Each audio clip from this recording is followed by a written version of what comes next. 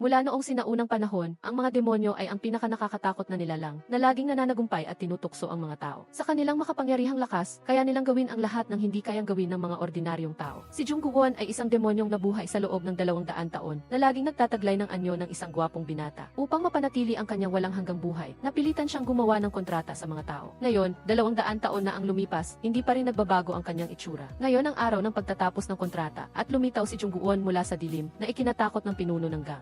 15 taon na ang nakalilipas, bobo siyang nakinig sa pagnanais ng demonyo at ipinagpalit ang kanyang buhay para sa pera at katanyagan. Ngayon na ang demonyo ay lumitaw sa kanyang harapan, labis siyang natakot. Ipinakiusap niya kay Jungguon na gumawa ng isa pang kontrata para sa kanya. Kahit pa kailangan ni Jungguon ng 0 o 100 iba pang buhay, hahanapin niya ang mga ito para sa kanya. Ngunit tumanggi si Jungguon dahil patas ang kontrata para sa lahat. Ang gusto niya ay ang buhay ng kabilang partido. Nang mapagtanto na hindi niya mababago ang isip ni Jungguon, buong tapang siyang umatake. Ngunit hindi niya nagawang masaktan si Jungguon kahit isang hibla ng buhok. Ang isang ordinaryong tao ay hindi makakalaban sa makapangyarihang lakas ng demonyo. Sa lalong madaling panahon, binigyan niya ito ng kamatayan, alinsunod sa kung ano ang nilagdaan sa kontrata pagkatapos niyang tapusin ang kanyang misyon. Nagbigay si Jungguon sa sarili niya ng isang marangyang hapunan sa isang sikat na restoran. Kahit na inarkila niya ang buong restoran, biglang may isang babaeng lumitaw. Siya ang mayaman na anak na babae ng pinakamalaking korporasyon sa Korea at direktor ng isang sikat na kumpanya ng pagkain. Maaari sabihin na si Dudu Hee ay idolo ng napakaraming tao, ngunit dahil sa labis na pagtutok niya sa trabaho, hindi nasiyahan ang kanyang ina. Nais ng kanyang ina, bago siya mamatay, na masaksihan ang kanyang minamahal na anak na ikakasal at magkaroon ng pamilya. Kahit na nag-ayos siya ng maraming blind dates, laging gumagamit si Dudu Hee ng dahilan na abala siya sa trabaho. Ayaw niyang masangkot sa ganitong uri ng hindi tiyak na pag-ibig, ngunit ibang-iba ang pagkakataong ito.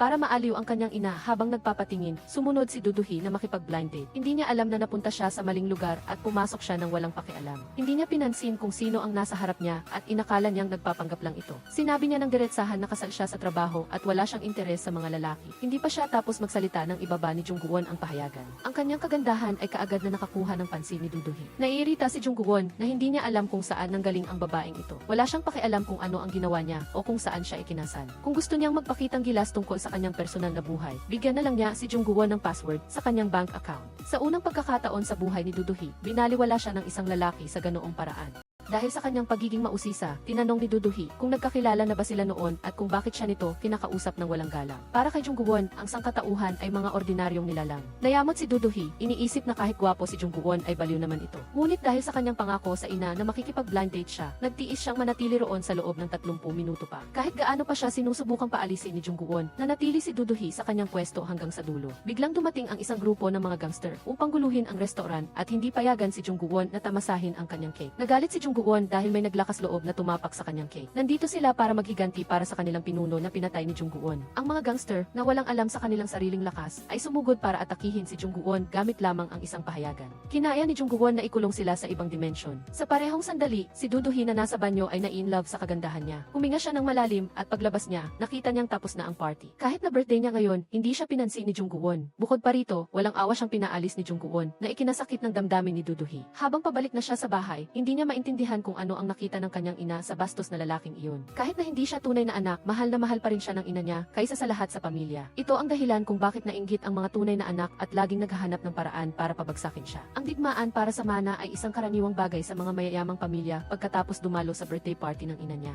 Bigla na lang, nakatanggap si Dudu Hee ng tawag mula sa financial director. Sinabi nito na hawak niya ang ebidensya para siya ay maging chairman. Kahit nagdududa, umayag si Dudu Hee na makipagkita sa kanya para kumpirmahin ito. Ngunit may isang taong pumatay sa direktor bago pa maganap ang kanilang pagkikita. Matapos patayin ang direktor, inilipat niya ang kanyang atensyon kay Dudu Hee. Hindi alam ni Dudu Hee na ang driver ng taxi ay ang mamamatay tao na inutusan upang patayin siya. Napansin niya lang na hindi pa dumarating ang tunay na taxi driver nang tumingin siya sa kanyang telepono. Kalmado siyang nagtanong kay Dudu Hee kung sino ang nag-utos sa kanya, ngunit hindi niya pinansin ang tanong at agad siyang inatake. Sinamantala ni Dudu Hee ang pagkaistorbo nito at sinuntok ito bago tumakas. Sa parehong sandali, si Jungguon nakatayo sa itaas ng tore ng orasan, naghahanap ng biktima si Jungguon. Isang desperadong tao, nag-iisa at puno ng takot. Isang kaluluwa na hindi mag-aalangan na hawakan ang kanyang kamay. Bigla na lang, narinig niya ang desperadong paghinga ni Dudu Hee. Nahanap na niya ang kanyang biktima. Mula sa makapal na itim na usok, lumitaw si Jungguon ng mayroong misteryoso at malamig na itsura. Hindi makapaniwala si Dudu Hee sa kanyang nakita. Bakit siya narito? Baka naman magkasama sila ng mga masasamang tao. Ang kanyang buhay ay parang ulap, hindi niya malaman kung sino ang kaibigan o kaaway. Sa sandaling iyon ng buhay at kamatayan, maaari madali lang siyang magtiwala sa kanyang sarili. Kaya mabilis siyang tumakbo patungo kay Jungguon para humingi ng tulong. Ngunit pumayag lang siyang tumulong kung pipirmahan ni Duduhi ang isang kontrata sa kanya. Walang ibang pagpipilian si Duduhi, kundi tanggapin ang alok niya. Naiirita si Jungguon sa mamamatay tao na maihawak na kutsilyo sa kanyang harapan.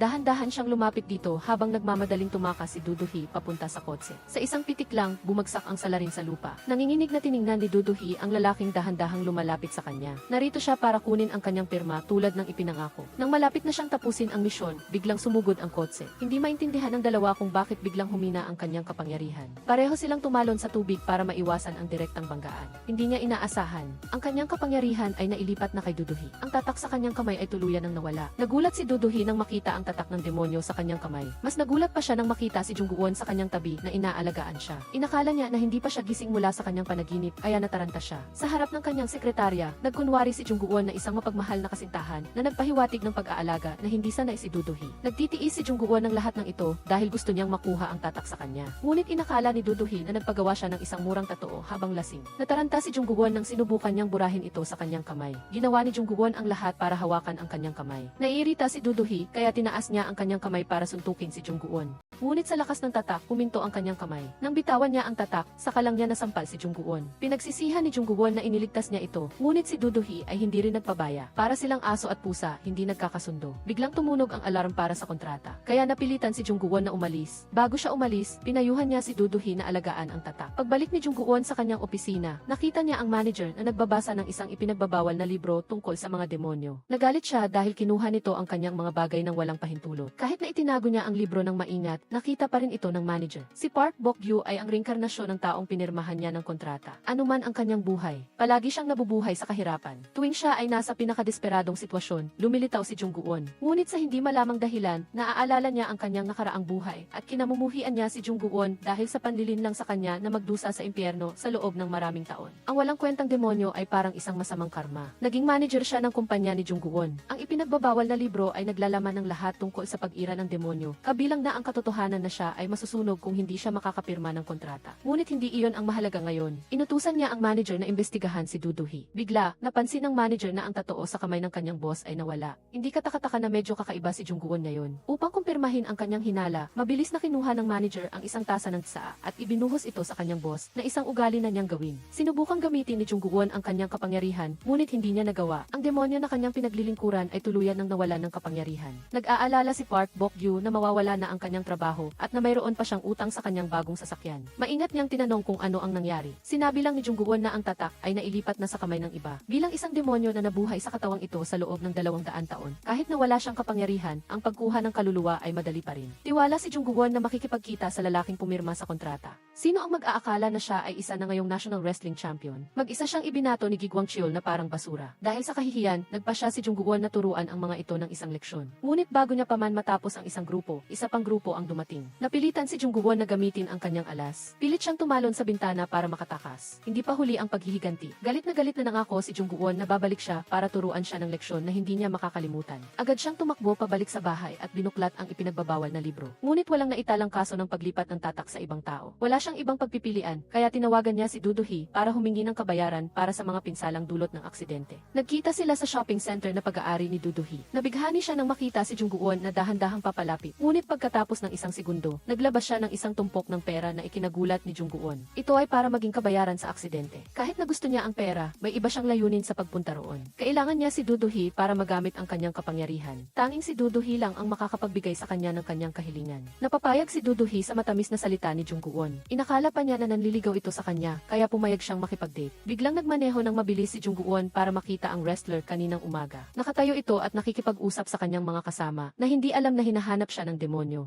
Ikinaway lang ni Jungguon ang kanyang kamay at bumagsak ito. Hindi pa rin nakaka-recover si Duduhi mula sa kanyang nakita. Naisip pa niyang mawawala ang kanyang pagkabirhen ngayong gabi. Nang napansin ni Jungguon na mali ang pagkakaintindi ni Duduhi sa kanya, lumabas siya sa kotse at sinabihan itong pumunta sa tabi ng ilog. Kahit na nakalilito, sumunod pa rin si Duduhi kay Jungguon. Dahan-dahan niyang inakbayan si Duduhi at sinabihan itong huminga ng malalim. Bigla siyang humiti ng nakakaloko at itinapon silang dalawa sa malamig na ilog. Gusto ni Jungguon na maranasan muli ang pakiramdam ng aksidente para malaman kung babalik sa kanya ang tatak. Ngunit nabigo ang lahat ng kanyang mga plano. Nagalit si Duduhi nang bigla siyang itinapon sa ilog. Ang kanyang marupok na puso ay tuluyang gumuho. 2 beses na siyang muntik mamatay dahil lang sa demonyong ito. Una ang isang baliw na humahabol sa kanya para patayin siya, at ngayon naman si Jungguon. Ano ba ang nagawa niyang masama para maranasan ito? Umalis si Duduhi sa kabila ng kawalan ng magawa ni Jungguon. Nakita ng manager ang lahat. Pinagalitan niya si Jungguon kung bakit niya ginawa iyon kay Duduhi. Si Jungguon ay maaari lang sisihin ang kanyang sarili sa kanyang padalos-dalos na kilos. Ang misteryosong mamamatay tao ay hindi pa rin bumibitaw kay Duduhi. Matapos makuha ang mga confidential documents mula sa direktor, ipinadala niya ito sa mastermind sa likod ng lahat. Ang mamamatay tao ay tahimik na sumunod kay Duduhi at binuhusan siya ng asido.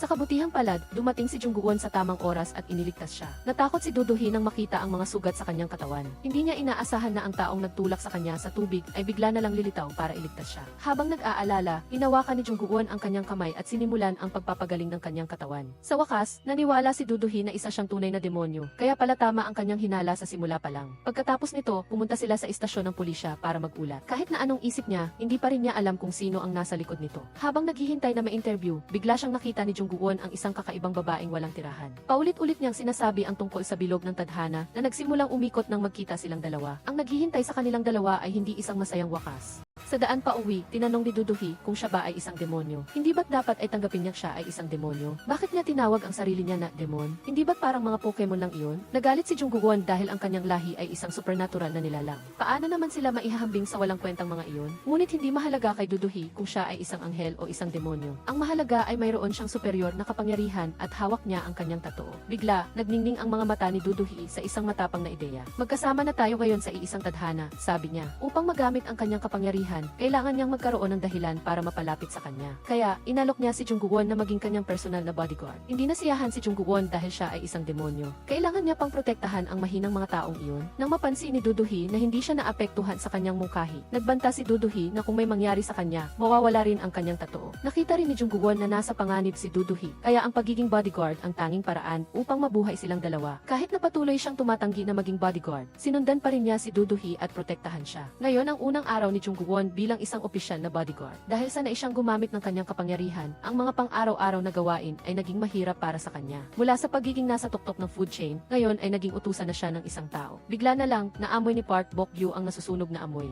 Para itong amoy ng nasusunog na karne, hindi ng halaman. Biglang napatingin si Jungguon at napansin na nasusunog ang kanyang kamay. Pareho silang nataranta at naghanap ng solusyon. Biglang pumasok si Jin Gayaong, isang superstar. Agad niyang binuhusan ng isang balde ng tubig ang kamay ng kanyang boss para apulahin ang apoy. Ito ay ang kahihinatnan ng hindi pagpirma ng kontrata sa isang tao. Kung magpapatuloy ito, magiging abo na rin siya. Nag-aalala si Jungguon at tinawagan si Duduhi upang sabihing pupunta siya. Kahit masaya si Duduhi, nagkunwari pa rin siyang malamig tulad ng dati. Nagduda siya sa biglang pagbabago ng isip ni Jungguon. Ngunit dahil sa matinding paglapit ni Jungguon, napapayag si Duduhi na pumayat. Tinawakan ni Jungguon ang kanyang kamay at sinabi, "Ngayon, kailangan nating pumunta sa isang lugar." Sa isang iglap, pareho silang nasa itaas na ng tore ng orasan. Kailangang mabilis na hanapin ni Jungguon ang taong makikipagkontrata, kung hindi, lalawak ang apoy. Matapos marinig ang panalangin, lumitaw ang dalawa sa isang ospital ng mga bata. Doon, may isang ina na nag-aalaga sa kanyang malubhang may sakit na anak. Nagulat ang ina nang makita silang dalawa, ngunit para mailigtas ang kanyang anak, pumayag siyang ipagpalit ang kanyang buhay para gumaling ito. Ito ang halaga na kailangan bayaran pagkatapos pumirma ng kontrata. Kahit na hindi sumang-ayon si Duduhi, nang makita niya ang nasusunog na kamay ni Jungguon, naintindihan niya kung bakit siya nagmamadali. Ito ay isang pang-araw-araw na trabaho para sa isang demonyo upang mabuhay.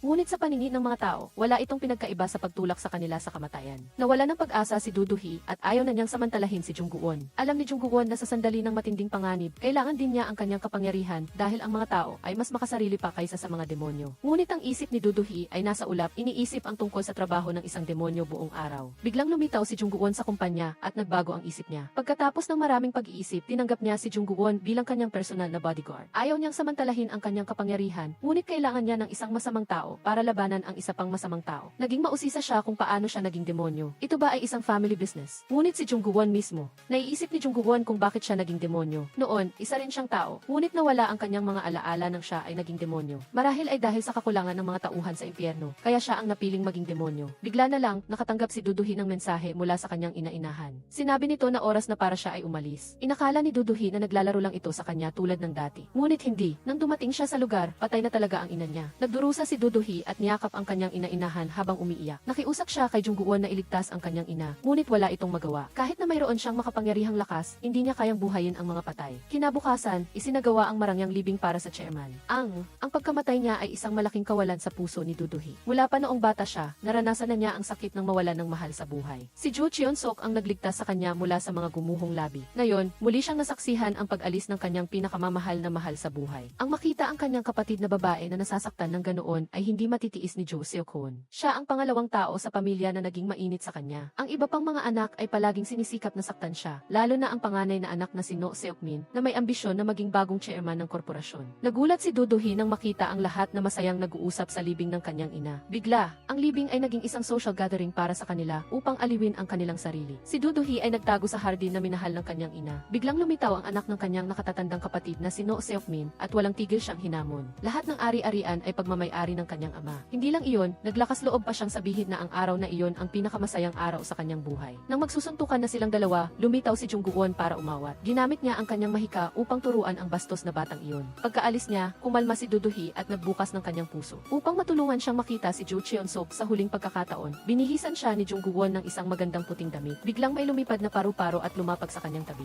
Nakilala ni Do-do-hee na ito ang kaluluwa ng kanyang ina na nagkatawang tao. Anuman ang kanyang anyo, lagi niya itong pinoprotektahan at binabantayan. Pagkatapos ng libing, dumating ang mga pulis. Nais nilang imbestigahan ang gamot na ginamit ng kanyang ina bago siya pumanaw. Nagulat si Do-do-hee nang malaman niyang ito ay isang gamot na kinaiinisan ng kanyang ina at alam ng lahat sa pamilya ang tungkol dito. Ibig sabihin, sa mga nakaupo roon, may pumatay sa kanyang ina. Inanyayahan ng abogado ang lahat na bumalik sa libingan para basahin ang testamento. Nagulat si Do-do-hee nang tawagin ang kanyang pangalan bilang tagapagmana ng lahat ng ari-arian ng kanyang ina sa kondisyon na siya ay magpakasal sa loob ng isang taon. Kung hindi niya ito matupad, ang ari-arian ay ibibigay sa isang welfare fund. Ang lahat sa party ay nagulat sa balitang ito. Maging si Do-do-hee ay hindi makapaniwala, bagamat wala siyang interes sa posisyon ng chairman, ngunit nang makita niya ang bulok na mukha ng mga anak ni Jo Cheon-sok, tinanggap ni Do-do-hee ang testamento upang matuklasan ang pumatay sa kanyang ina. Hindi niya inaasahang lalapit kay Jung-won at magpo-propose sa kanya sa harap ng lahat sa pagkabigla ng lahat. Sayang lang, hindi siya pumayag sa kasal na ito kaya siya ay nalungkot. Nahihiya siyang umalis sa libing ngunit sinundan pa rin siya ni Jung-won. Ang mga anak ni Jo Cheon-sok ay nagalit nang wala silang nakuha mula sa kanilang ina. Ang posisyon ng chairman na labis niyang hinahangad ay napunta sa inampong anak. Naalala ni No Seok-min ang kanyang masakit na nakaraan nang iwan siya ng kanyang ina. Siya ang nagbunyag.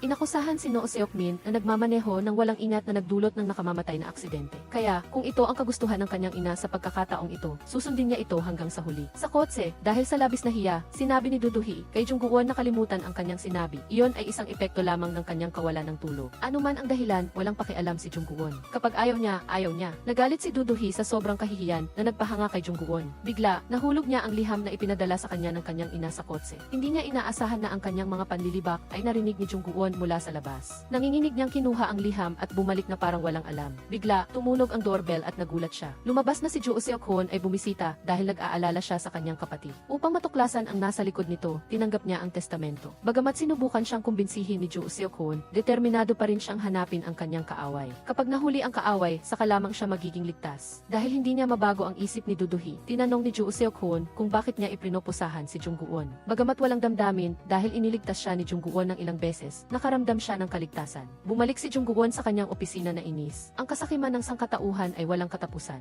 Naging bodyguard na nga siya, ngayon gusto pa siyang pakasalan. Maging ang pinuno ng departamento ay nagulat sa malaromantikong balangkas na ito. Ngunit binaliwala lamang ni Jung-won ang kanyang sinabi. Para sa kanya, ang pag-ibig ay isang hangal na bagay na iniaalay ng mga tao sa isa't isa. Biglang nakatanggap si Jung-won ng tawag mula kay Do-do-hee para magkita. Ibinunyag ng mga website ang balita na ang tagapagmana ng korporasyon ay tinanggihan sa kanyang proposal. Kaya, narito siya para tanungin kung bakit siya tinanggihan ni Jung-won. Nagulat si Jung-won at tinanong siya pabalik, bakit ako ang pinili mo sa dami ng tao? Hindi kaya ito ang taos-pusong salita na madalas sabihin ng mga tao? Natulala si Do-do-hee at hindi nakapagsalita. Sa isang araw lang, 2 beses siyang tinanggihan. Sa daan pa uwi, nagbukas ng kanyang puso si Do-do-hee kay Jung-won. Pagkatapos mawala ang kanyang mga magulang, natatakot siyang malamon kung hindi siya tatakbo ng buong lakas. Ang kalungkutan at awa sa sarili ay naging ugali na. Nadama ni Jung-won ang kalungkutan mula sa kaibuturan ng kanyang pagkatao, kaya nagpasya siyang tulungan si Do-do-hee na makamit ang kanyang layunin. Sa kanyang panaginip, nakita ni Jung-won ang kanyang sarili bilang isang mayamang ginoo. Mukhang unti-unting bumabalik sa kanya ang kanyang alaala noong siya ay isang tao pa. Akala ni Park Bok-gyu na dahil nawala ang kanyang kapangyarihan, naging mortal na siya. Ayaw ni Jung-won na tumanda, kaya sa oras ng trabaho ay sinasamantala niya ang pagkakataong hawakan ang kamay ni Do-do-hee. Sa kabila ng ayaw niyang basta na lang hawakan ang kamay ng sinumang lalaki, lalo na ang isang lalaking tumanggi sa kanya noong isang araw. Mas lalo lalong nainis si Duduhi nang ituring lang siya ni Jungguwon na isang mobile charger. Pagdating niya sa kumpanya, ipinaalam sa kanya ng kanyang sekretarya na nakuha na nila ang key footage sa loob ng bahay. Maging ang mga bodyguard ay pinilit. Hindi mapakali si Jungguwon habang pinapanood ang bawat video. Kumpiyansa si Jungguwon na sa kanyang kapangyarihan, madali niyang mahaharap ang salarin. Ngunit gaano man niya ipitik ang kanyang mga daliri, hindi pa rin gumana ang kanyang kapangyarihan. Hindi maintindihan ni Jungguwon kung ano ang nangyayari sa kanya. Malinaw na nakita na niya ang mukha ng salarin, ngunit bakit hindi pa rin siya makagalaw? Si Duduhi ay nakaupo lamang at sinusuri ang bawat tape. Nagkataon, natuklasan niya na mayroong nagbura ng footage. Masyadong malinis ang lahat na nagdulot ng hinala. Bagamat abala sa maraming bagay, kailangan niyang dumalo sa isang party ngayong araw kasama ang kanyang departamento. Nagulat ang dalawa sa kultura dahil ito ang kanilang unang pagkakataon na uminom.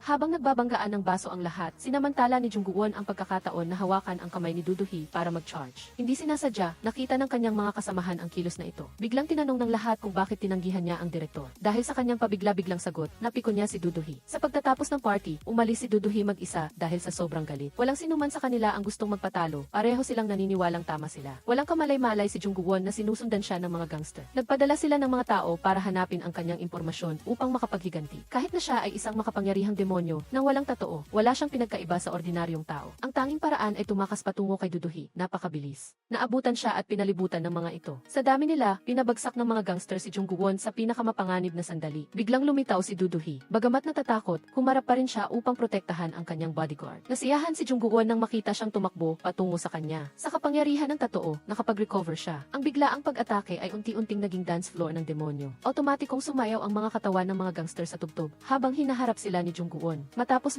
ang sayawan, dali-daling umalis si Jungguwon nang walang paalam. Sa unang pagkakataon sa loob ng 200 taon, nahulog ang kanyang puso. Ako ay isang demonyo, ngunit nahulog ako sa isang ordinaryong tao. Bulong ni Jungguwon sa kanyang sarili. Maaaring iyon ang pinsala mula sa nawawalang totoo na nagpapahina sa kanya. Napansin ni Duduhi ang kakaibang pag-ugali ni Jungguwon at nais niyang kumpirmahin. Pagdating niya, naakit siya sa isang painting ng sword dance na nakasabit sa dingding. Biglang lumitaw ang isang babaeng may dalang espada na nagpagulat sa kanya. Lumabas na si Jin Gayaong, isang superstar mula sa kumpanya ni Jungguwon. Ang superstar ay laging may masamang pakiramdam kay Duduhi dahil sa pagiging malapit niya sa kanyang amo. Ngunit hindi masyadong pinansin ni Duduhi. Narito lang siya dahil gusto niyang makita ang kanyang bodyguard. Pagpasok sa opisina ni Jungguwon, namangha si Duduhi sa arkitektura. Mayroon ding isang lihim na daanan na naglalaman ng mga relo. Nagkataon, may isang ipinagbabawal na libro ang umakit sa kanya na basahin. Bago pa man niya ito makuha, lumitaw si Jungguwon at pinigilan siya. Nakita niyang nakatitig si Duduhi sa kanya na nagpakatiwala sa kanya. Walang pasensyang tanong ni Jungguwon, gusto mo bang tanungin ang tungkol sa aking personal na buhay sa ganitong oras? Ang dahilan ng kanyang pag-alis ay dahil ayaw niyang maging malapit sa kanya. Ngunit narito siya, ginugulo siya sa ganitong oras. Nang marinig ang mga salitang ito, nagalit si Duduhi at umalis. Hindi niya inaasahan na ganoon siya kabosi. Lumabas na lahat ay gawa-gawa lamang niya. Ang tape na nagpapakita ng paggamit ni Jungguwon ng kanyang kapangyarihan ay nakuha ng salarin. Ipinadala niya ito sa kanyang pinuno para sa mga utos. Kung mas mahirap hulihin ang biktima, mas matindi ang kasiyahan.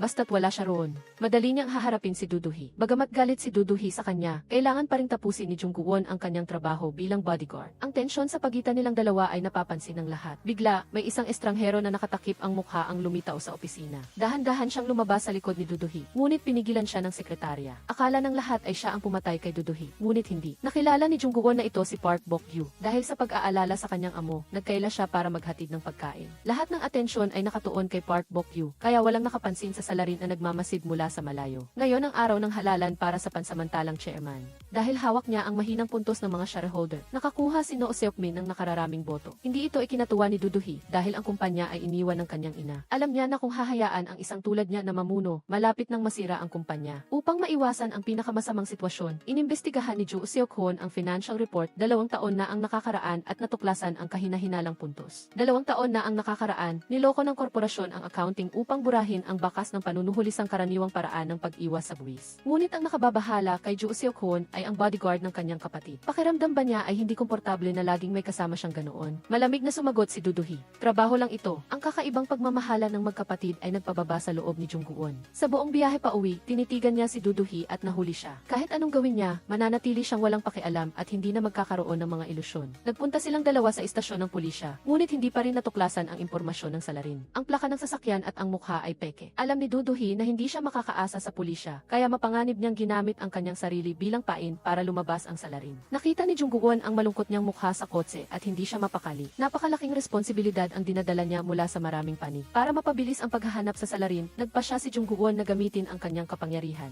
Sa isang kisap mata, lumitaw silang dalawa sa harap ng bagong pinuno ng mga gangster. Sa sandaling nakita niya si Jungguon, matinding takot ang kanyang naramdaman. Ilang araw pa lang ang nakalipas, natalo na ni Jungguon ang buong gang niya. Ngayon, humingi siya sa kanila na hanapin ang salarin sa larawan. Ngunit sa kanyang pagmamataas, hindi siya madaling susunod. Kaya, sinabi niya sa kanyang boss na gusto siyang saktan ni Jungguon. Dahan-dahang kinontrol ni Jungguon ang tasa na lumipad patungo sa kanya. Natakot si Duduhi nang makita ang kanyang kalupitan. Natatakot siya na baka pumatay siya. Sa pinakamahalagang sandali, binitawan niya ang kanyang kamay upang hindi na magamit ni Jungguon ang kanyang kapangyarihan. Naisip ni Duduhi na masyadong nagagalit si Jungguon. Anumang problema, kailangan mong sabihin ng malinaw. Nainis si Jungguon at sinabing siya ang problema. Bago niya nakilala si Duduhi, siya ay isang perpektong nilalang. Lahat ng bagay ay naging magulo mula nang makasama niya si Duduhi. Naramdaman ni Duduhi na naagrabyado siya, kaya sinabi niyang huminto na si Jungguon at huwag nang maging bodyguard. Ang kanilang mataas na pagmamataas ay nagtulak sa kanilang maghiwalay. Kahit na hindi ito masaya, ito ang pinakamahusay na bagay. Hindi inaasahan ni Duduhi na may isang taong laging sumusunod sa kanya mula simula hanggang matapos. Matagumpay niyang napasok ang kanyang bahay. Isang tugtog ang umalinggaw sa tahimik na espasyo na nagpapagingat kay Duduhi. Kinuha niya ang telepono at dahan-dahang lumabas para mag-imbestiga, ngunit hindi iyon sapat. Marahan niya itong binigyan ng pampatulog upang makatulog siya. Nang magising si Duduhi, natakot siya nang makitang nakabitin siya ng patiwarik sa balkonahe. Masayang pinuto ng salarin ang bawat piraso ng lubid. Nag-i-enjoy sa takot ng kanyang biktima. Sa kabutihang palad, nang maputol ang lubid, lumitaw si Jungguon at iniligtas siya. Ilang minuto lang ang nakalipas, nakatanggap si Jungguon ng bigla ang tawag para sa tulong. Mabilis siyang nagmaneho papunta sa apartment ni Duduhi para tingnan. Para pigilan ang sinumang sasagip, sinira ng salarin ang elevator. Nangangahulugan ito na kailangang umakyat ni Jungguon sa rooftop. Habang tumatakbo, tahimik siyang nagdasal na walang mangyari kay Duduhi. Napansin niya ang mga yabag na papalapit.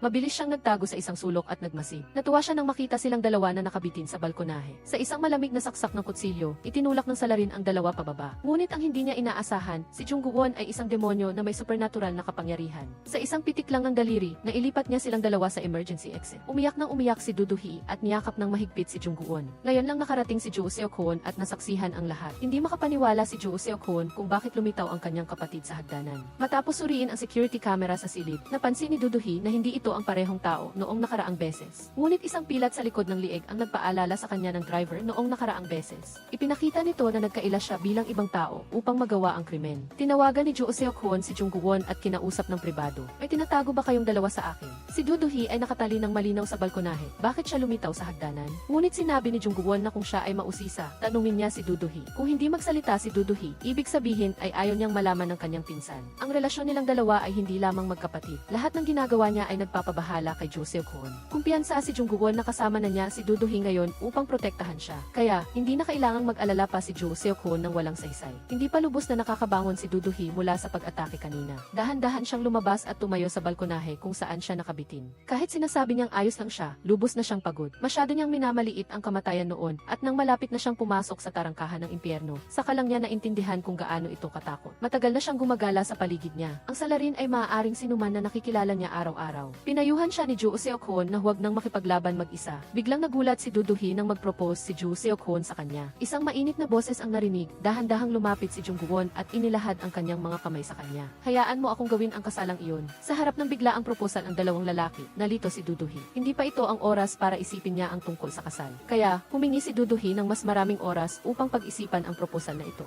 Si Park Bok-gyu, matapos marinig ang balita na nag-propose ang kanyang amo kay Duduhi, ay lubhang nagulat. Paano ang isang marangal na demonyo ay umibig sa isang tao? Bukod pa rito, iyon ang taong minsan ang tinanggihan ng direktor. Sumagot lamang si Jungguon, ayaw kong laging hawakan ang kamay ng may asawang babae. Wala itong pinagkaiba sa pangaaliwa. Habang nagsasalita si Park Bok-gyu, lalo niyang naramdaman na mali ito. Anong klaseng demonyo ang may moralidad? Kung malaman ito ni Jin Gayaong, tiyak na magbubukas ang impyerno. Upang ayusin ang kanyang isipan, nagpa siya si Duduhi na basahin ang tarot. Ang barahan na kanyang nakuha ay sumisimbolo sa gulong ng kapalaran na parehong katapusan at bagong simula. Biglang dumating si Joo Seok-hoon na may dalang paso ng bulaklak bilang regalo. Medyo awkward ang atmosphere sa pagitan ng magkapatid pagkatapos ng proposal kagabi. Nang makita niya silang dalawa na nagtatawanan at nagbibiro, nakaramdam ng inggit si Jungguon. Sa pagkakataong ito, bukod sa pagbisita sa kanyang kapatid, gusto rin ni Joo Seok-hoon na kausapin si Jungguon. Nagtataka siya kung bakit tinanggihan niya si Duduhi noon, ngunit ngayon ay nagpo-propose na siya. Binalaan ni Joo Seok-hoon si Jungguon na huwag paglaruan ang damdamin ng kanyang kapatid. Bilang bodyguard, dapat niyang gawin gawin ng tama ang kanyang tungkulin. Sa sandaling ito, mayroon si Duduhi ng schedule na dumalo sa inaugurasyon ng proyekto. Nagulat ang mga anak ni Ju Cheon-sok sa kanyang pagdating. Hindi nila inaasahan na dadalo siya sa seremonya, lalo na matapos siyang makaligtas sa isang malaking panganib. Narito si Duduhi upang ipaalam sa lahat na magpapakasal siya bukas. Dahil medyo nagmamadali, hindi pa niya naihanda ang mga imbitasyon para sa lahat. Basta't matupad niya ang kondisyon ni Ju Cheon-sok, babalik sa kanya ang posisyon ng chairman.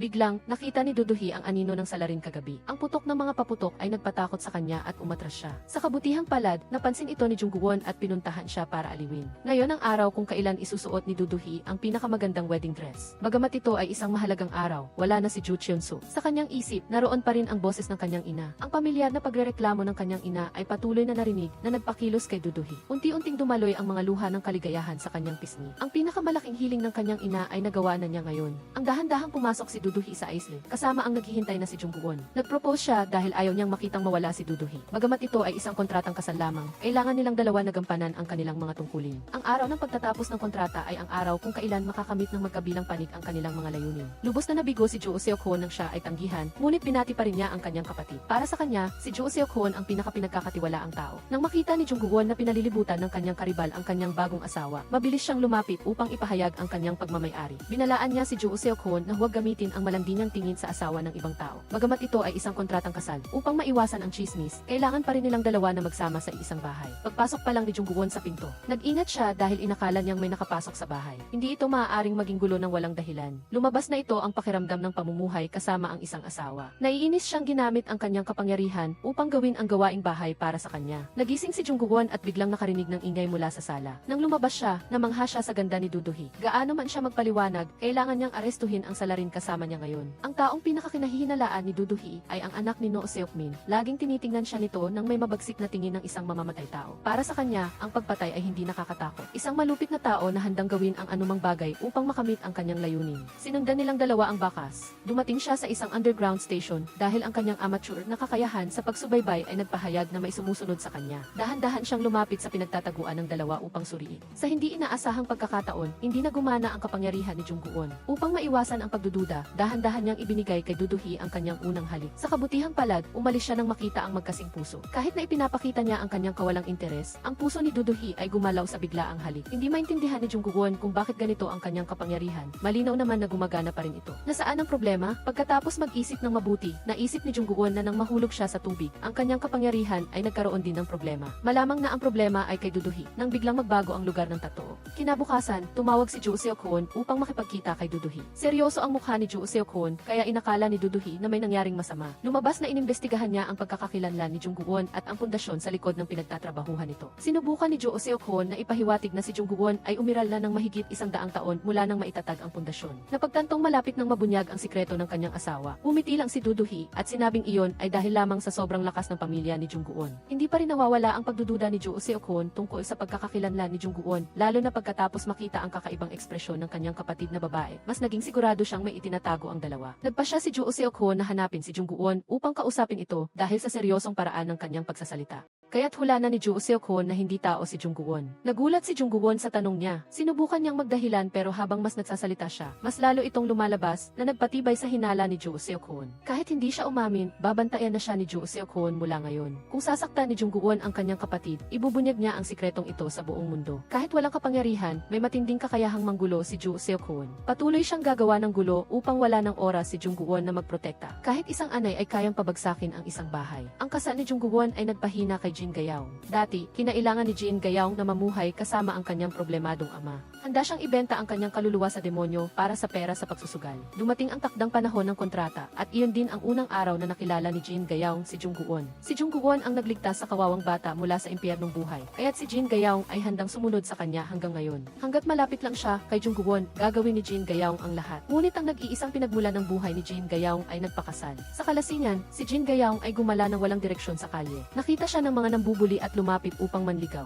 Ngunit nang manlaban siya at sasalakayin na sana siya, maswerte perteng dumating ang direktor upang pigilan sila. Ngunit para kay Jungguwon, si Jin Gayaong ay isa lamang lingkod, wala nang iba pa. Ang taong talagang gusto niya ay si Duduhi. Tuwing kasama niya si Duduhi, kakaibang kapayapaan ang nararamdaman ni Jungguwon. Bukod pa rito, unti-unting bumabalik sa kanya ang mga alaala mula sa nakaraang buhay. Nag-aalala si Manager Park kung nagiging tao na ba ang kanyang direktor. Maaari itong dahil sa matagal nang nawawala ang tatoo sa may-ari nito, kaya nagsisimula na si Jungguwon na magkaroon ng damdamin ng tao. Curious si Jungguwon kung sa oras na bumalik ang tatoo, babalik ba ang lahat sa dati, kasama na ang kanyang damdamin at kapangyarihan. Sa gabi, umuwi na ang lahat. Ang salarin na nagpanggap na gwardiya ay pumasok sa kanyang opisina. Sinadya niyang ilagay ang eavesdropping device sa ilalim ng desk ni Jungguwon. Biglang lumabas ang isang asul na liwanag na umakit sa kanya. Iyon ang pinagbabawal na libro na matagal nang itinago ni Jungguwon. Nagtaka siyang binasa ang bawat pahina ng libro at natuklasan na hindi siya ordinaryong tao. Kahit isang makapangyarihang demonyo, ang kanyang kapangyarihan ay may mga limitasyon. Ang mga demonyo ay hindi maaaring manghimasok sa buhay ng mga Diyos, hindi maaaring pumatay o bumuhay ng patay, at hindi rin maaaring pigilan ang mga sakuna. Kung sadyang lalabagin ang mga ito, ang katawan ay kusa na lang masusunog at mawawala. Baliw siyang tumawa nang sa wakas ay hawak na niya ang nakamamatay na kahinaan ni Jungguwon. Mas magiging madali na ang pangangaso. Kinabukasan, nakatanggap ng balita si Duduhi na may nagkakalat ng chismis na siya ang salarin. Nagdulot ito ng iba't ibang reaksyon sa loob ng bansa. Bagaman nabura ang mga artikulo, wala pa rin ito kumpara sa bilis ng pagkalat ng maling impormasyon. Ito ay talagang isang hindi inaasahang regalo mula sa mga tunay na anak. Nagpatawag si Duduhi ng pagpupulong upang maghanap ng solusyon, habang siya naman ay makikipagkita kay No Seokmin. Pumunta sila sa firing range, kung saan nag-enjoy si No Seokmin sa kanyang araw. Nagpanggap siyang nagulat nang makita ang kanyang kapatid doon. Alam ni Duduhi na ito ang handog kasal na pinaghandaan ng mga tunay na anak. Handa siyang sirain ang imahe ng kumpanya para lang maalis si Duduhi sa posisyon ng chairman. Kahit alam na ang katotohanan, hinamon pa rin ni No Seokmin ang kanyang kapatid na ampon. Ginunita ni Duduhi ang nakaraan na binantaan siya ng kanyang ina na ikukulong bilang babala. Ito ang sikreto na matagal nang itinago ni No Seokmin sa lahat. Posible kayang lasing siya at nagdulot ng aksidente o sadyang pumatay, walang makakaalam ng katotohanan. Dahil sa matinding pagkapahiya, dahan-dahan niyang itinaas ang baril at itinutok ito kay Duduhi bilang hamon. Akala ni Duduhi na tinatakot lang siya, ngunit sa hindi inaasahang pagkakataon, pinindot niya ang gatilyo. Isang malakas na putok ang umalingaw-ngaw na nagdulot ng pag-aalala kay Jungguwon kaya tumakbo siya papasok. Ito ang bala ng pagdedeklara ng digmaan upang makita kung maglakas loob si Duduhi na lumaban sa kanya. Matapos makipagkita sa utak ng regalo, lumipat ang dalawa sa taong unang nagpakalat ng balita. Nang makita siya nito, nagulat siya at bumagsak sa sahig. Tinatanong ni Duduhi kung magkano ang ibinayad sa kanya para sa peking balita. Dahil napansin ang peking pag-ugali nito, kinaway lang ni Jungguwon ang kanyang kamay at dinala ang tatlo sa pambansang imbakan ng ginto. Dito, banta niya na kung hindi siya magsasalita, iiwan niya siya doon at makukulong siya sa oras na magbukas ang bangko bukas. Sa wakas, nalaman din ng taong ito kung ano ang takot, kaya pumayag siya sa lahat ng kondisyon na ibinigay ni Duduhi. Ang lahat ay nalutas ng maayos. Biglang tumawag si Manager Park upang tanungin kung nasaan ang ipinagbabawal na libro. Nagulat din si Jungguwon nang hindi niya mahanap ang librong itinago niya. Nagtaka si Duduhi kung ano ang nasa loob ng libro na nagpakaba sa kanya. Napilitan si Jungguwon na sumang-ayon sa kondisyon ni Duduhi.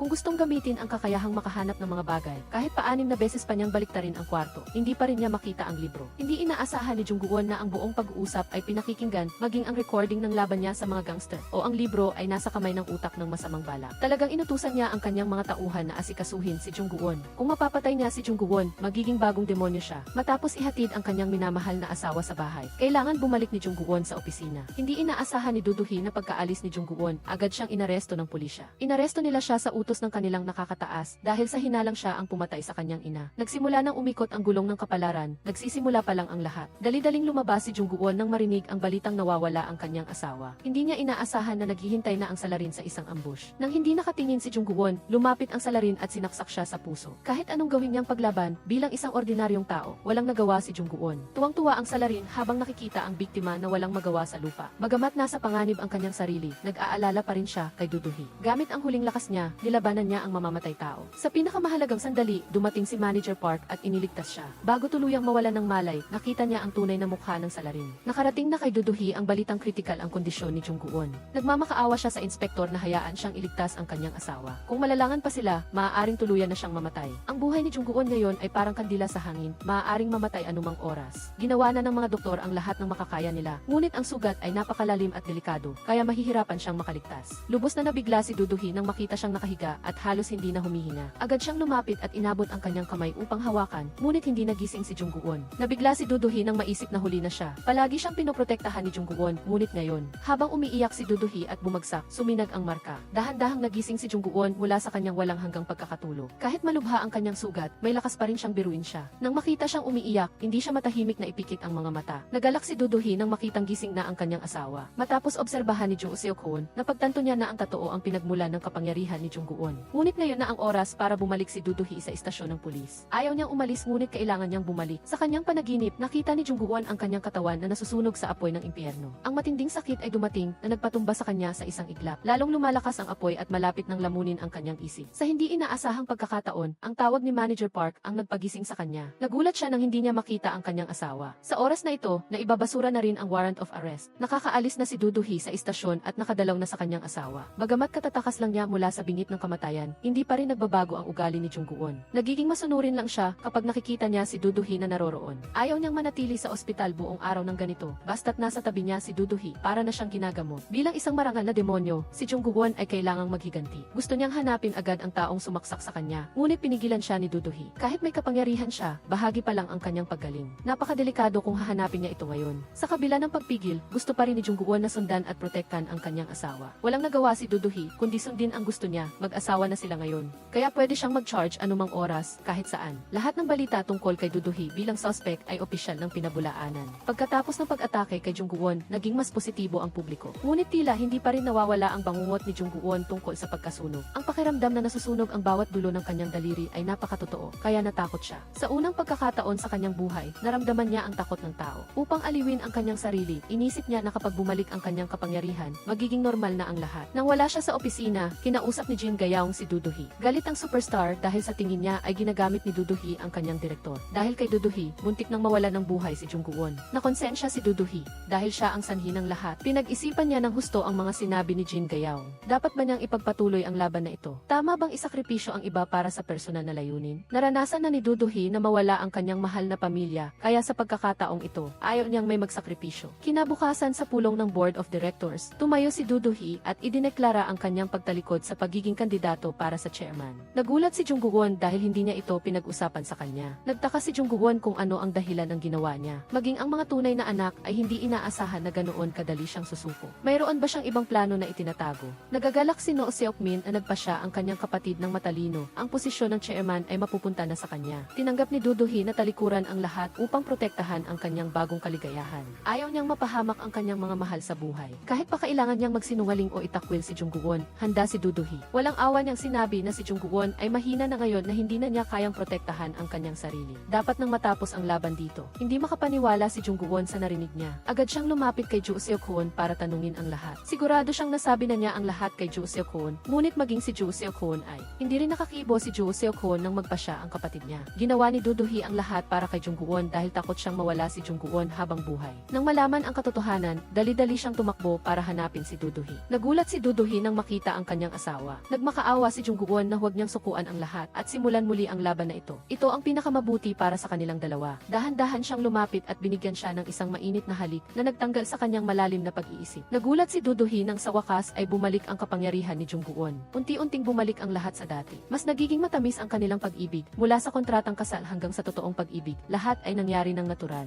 Araw-araw, gusto ni Jungguon na maranasan ang simpleng buhay ng tao, sumama sa karamihan o makipag-date sa kanyang asawa. Sinubukan niya ang lahat. Pagkatapos ng mahabang araw ng pamamasyal, bumalik silang dalawa sa kanilang silid. Biglang tumunog ang musika na nagpatigil sa puso ni Duduhi. Hindi pa rin niya malampasan ang takot na nakabitin ng pabaliktad sa balkonahe. Napansin ni Jungguon na malungkot pa rin ang kanyang minamahal na asawa, kaya siya ang nagkusang magyaya sa kanya na sumayaw. Kahit hindi marunong sumayaw si Duduhi, sapat nang marunong siya. Ang mahalaga ay magtiwala sa isa't isa at hayaang dalhin ng musika ang kanilang kaluluwa. Kinabukasan, ipinadala ni No Seok-min kay Duduhi ang dokumento ng pagtalikod sa mana. Bagamat gumaling na si Jungguon, ayaw na niyang ipagpatuloy ang laban na ito. Gusto ni Duduhi na protektahan ang kanyang bagong kaligayahan. Nang makita ang pagiging matatag ng kanyang asawa, malumana siyang pinayuhan ni Jungguon na hulihin muna ang salarin bago tapusin ang lahat. Sumang-ayon si Duduhi sa kondisyon niya, ngunit kakaibang hindi niya magamit ang kapangyarihan. Kahit magkasama sila buong araw, hindi ito nag-charge. Biglang dumating si Joo Seok-hoon at nakita ang totoo ni Duduhi. Malaki ang pinagbago niya simula nang makilala si Jungguon. Sa pagkakataong ito, ang layunin ni Joo Seok-hoon ay makipagkita sa kanyang bayaw. Lumang kwento na ito, interesado pa rin si Joo Seok-hoon sa pagkatao niya. Sa huli, parehong gusto ni na Joo Seok-hoon at Jungguon Jungwon na ipagpatuloy ni Duduhi ang laban. Kung hindi, mawawala ang mahahalagang bagay kay Duduhi. Kailangan pumunta ni Jungwon sa istasyon ng pulis para iguhit muli ang mukha ng salarin.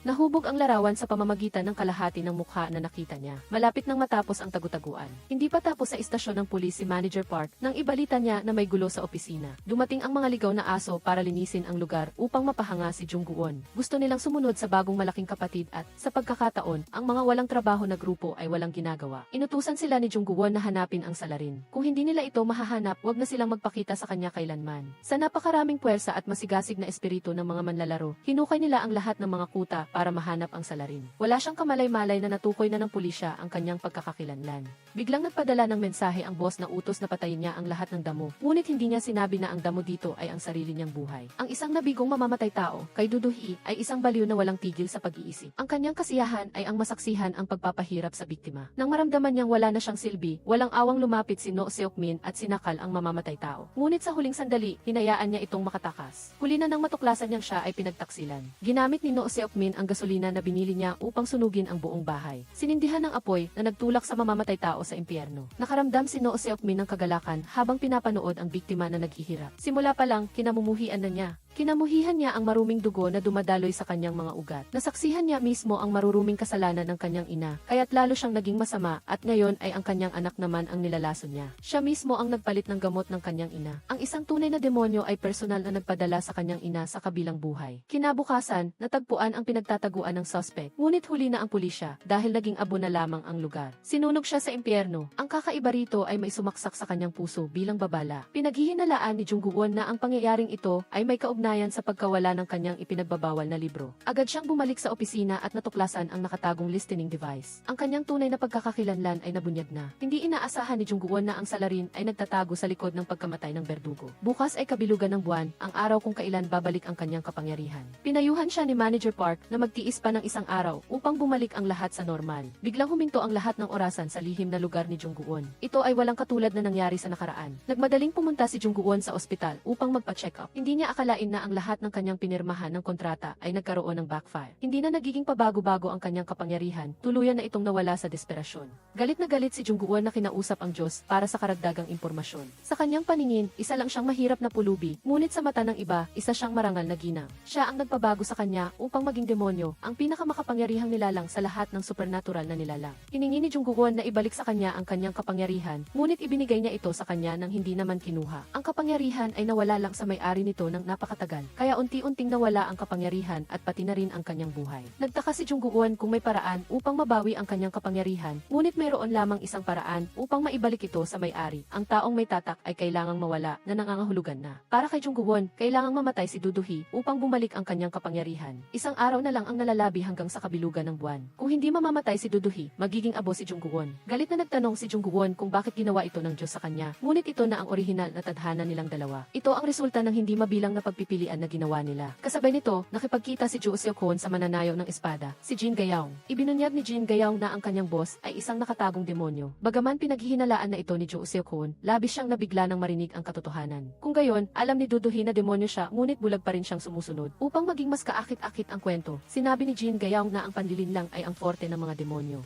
Nililigawan nila ang kanilang biktima gamit ang matatamis na salita upang ialay ang kanilang buhay sa kanila. Ngunit sa paano man, ang totoo ng kapangyarihan sa kamay ni boss ay lumipat kay Joji. Iyon ang dahilan kung bakit kailangan niya si Joji para magamit ang kanyang kapangyarihan, o mas tamang sabihin, kailangan ni Google ang totoo sa kamay ni Joji. Sinubukang itago ni Google ang kanyang kalungkutan habang umuwi siya. Nakita niya si Joji na masayang gumagawa ng cake upang salubungin siya na nagpatawa sa kanya. Tila naramdaman niya na may tinatago siya, ngunit kahit anong pagsubok niyang magtanong ay hindi siya sumagot. Upang baguhin ang paksa ng pag-uusap, binanggit ni Google ang cake na ginawa ng kanyang bagong asawa at nagulat si Google. Nagtanong siya kung ano ang gagawin niya kung bukas ay ang katapusan ng mundo. Ang inosenteng sagot ni Duduhi ay, mananatili ako sa bahay, kasama ka buong araw. Tinatamasa ang sandali na magkasama tayo bago matapos ang lahat. Ngunit ang pinakanatatakutan niya ay hindi ang pagkasira ng mundo, kundi ang mundo na wala na si Duduhi. Habang natutulog siya, binuksan ni Jungwon ang kanyang damdamin. Hindi na ako maaaring manatili sa tabi mo ngayon. Kailangan kong lumayo, masyadong malayo na hindi mo ako maabot. Galit na galit si Jungwon at pinuntahan si God para makipag-usap. Hindi siya nasisiyahan dahil lahat ay nasa kamay niya, lalo na ang ugali niyang alam na ang lahat. Siya mismo ang nagsabi na siya ang ang lumikha ng mga patakaran at ang mga tao ang gumagawa ng desisyon.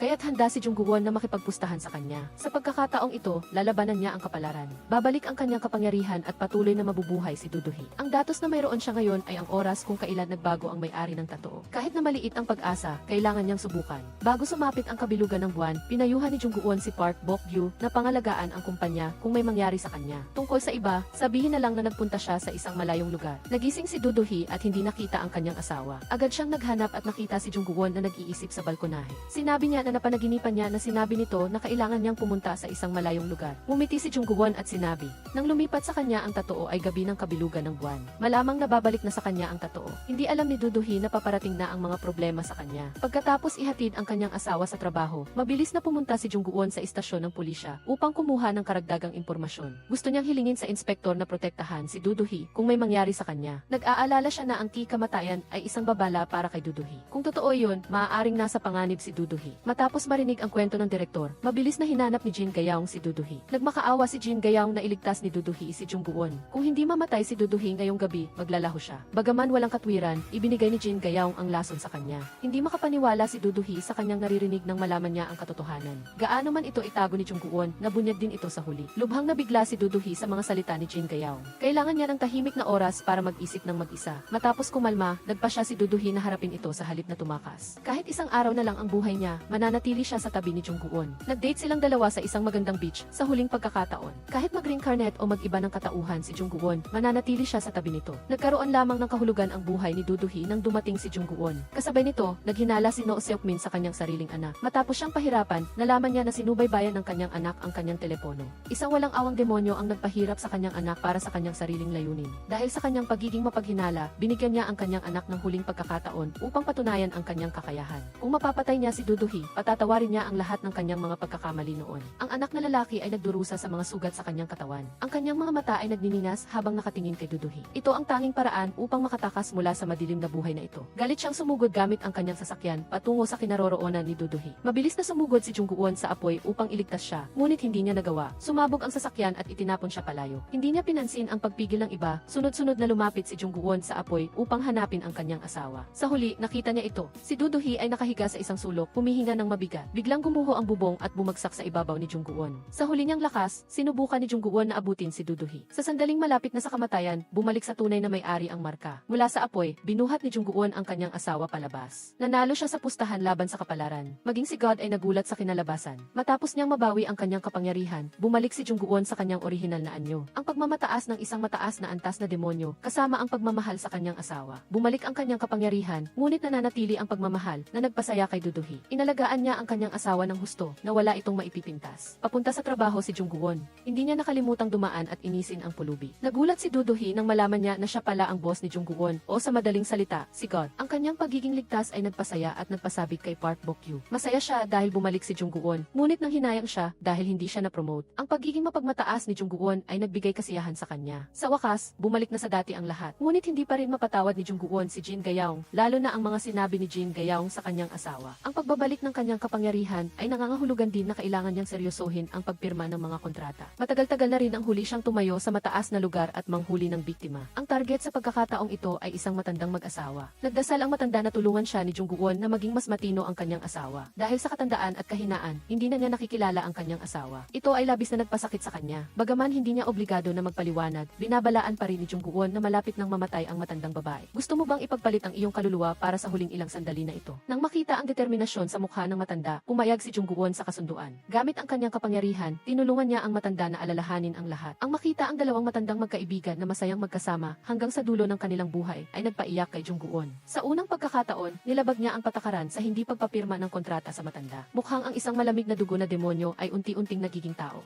Malungkot na bumalik si Jungguon sa opisina ng kanyang asawa. Naghinala si Duduhi na may nagbunyag ng kanyang lokasyon sa salarin. Napansin ang kahina-hinalang ugali ng kanyang assistant. Nagpasya silang dalawa na lihim na sundan ito. Nakipagkita ang assistant sa isang kakaibang lalaki sa tabi ng ilog. Bagaman ayaw maniwala ni Duduhi, ang palihim na ugali ng assistant at ang malaswang bibig ni Jungguon ay nagpadismaya sa kanya. Ang taong pinagkakatiwalaan niya ng lubos ay nagtaksil sa kanya. Nagpasya silang lumapit upang mahuli ang magkasintahan sa akto. Nagulat siya nang makita ang pamilyar na mukha ni Park Bok-gyu. Kaya pala, lihim na nagde-date nag-cooperate ang dalawa sa likod ng lahat. Ito rin ang dahilan kung bakit alam ng assistant na si Jung Won ay isang demonyo, ngunit hindi naman nagbunyag ng kahit ano ang assistant. Sa madaling sabi, lahat ay isang hindi pagkakaunawaan. Walang nakuha sa araw na ito. Sa kanyang panaginip, naalala ni Jung Won ang kanyang nakaraang buhay. Minsan siyang umibig sa isang babae, ngunit sa ilang kadahilanan, hindi niya maalala ang mukha nito. Dahil sa pagiging curious, pinuntahan ni Jung Won ang kanyang amo upang magtanong. Bagaman bumalik na ang kanyang kapangyarihan, nangangarap pa rin siyang maging isang tao. Iminungkahi niya na maaaring sinadya ni Jung Won na burahin siya sa kanyang alaala. Kung sila ay may itinakdang kapalaran, magkikita silang muli sa anumang sitwasyon. Galit na galit si No Seok-min nang malaman niyang buhay pa ang kanyang nakababatang kapatid. Kaya naman, personal siyang pumunta sa opisina ni Duduhi ngayon para mag-imbestiga. Nagdala siya ng investment contract para sa kanya. Kasama ang larawan ni Joo Cheon-suk kasama ang pamilya ni Duduhi. Ang pagkakita sa larawan ni Joo Cheon-suk ay nagpasaya kay Duduhi. Bagaman sinasabi niya na itinuturing niya si Duduhi na pamilya, gusto pa rin niyang tanggalin siya sa kanyang puso. Nakita ni Jung Won na banta ang kanyang asawa, kaya't dumating siya sa tamang oras upang tulungan siya. Naalala ni Duduhi ang kanyang mga alaala sa pagkabata nang tumira siya sa bahay ni Joo Cheon-suk. Siya ang nag-ampon sa kanya nang mamatay ang kanyang mga magulang. Sinisisi pa rin ni Duduhi ang sarili niya dahil pinakiusapan niya ang kanyang ama na umuwi sa oras para sa kanyang kaarawan at pareho silang namatay sa isang aksidente sa trapiko. Inaliw ni Jung Won si Duduhi at sinabing hindi niya siya iiwanan anuman ang mangyari. Nang malaman ni Joo Seok-hoon na pumunta ang kanyang kapatid sa kumpanya ni Duduhi, nag-alala siya. Kaya nagpasya siyang pumunta sa bahay ni No Seok-min upang alamin ang sitwasyon. Kinuha niya ang dahilan na gusto niyang sumama sa panig ng chairman, kaya siya pumunta dito. Habang nasa banyo, palihim na pumasok si Joo Seok-hoon sa opisina niya. Nagulat siya nang makita ang isang asul na libro sa mesa. Hindi pa niya ito nasisiyasat nang dumating si No Seok-min. Napilitan siyang umalis at tinawagan si Duduhi upang ipaalam na may tinatago siyang lihim. Matapos gawin ang krimen, itinago siya ng kanyang ama sa isang lihim na ospital. Natakot siya nang makita ang kanyang ama na pumasok. Ang kanyang pagkakataon na patunayan ang kanyang sarili ay nabigo. Wala nang dahilan para protektahan siya. Walang awa na sinabihan ni No Seok-min ang kanyang anak na, matapos ang paggamot, sumuko ka. Akuin mo ang lahat ng kasalanan kung gusto mo pang mabuhay.